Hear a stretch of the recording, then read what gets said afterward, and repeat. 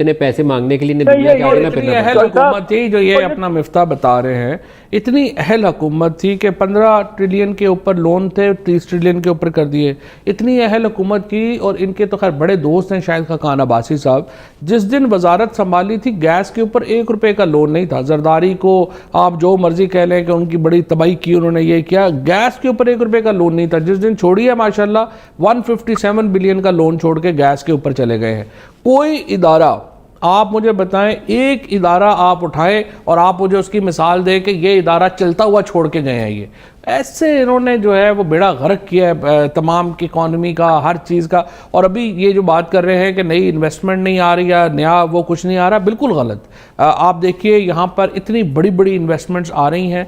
Pepsi ने अभी कहा है, हमारा जो अगर आप फॉरेन डायरेक्ट इन्वेस्टमेंट देखें और इनका पिछले साल से कंपेरिजन करें तो हमारा कहाँ पर खड़ा है? हम तो बहुत आगे खड़े हैं।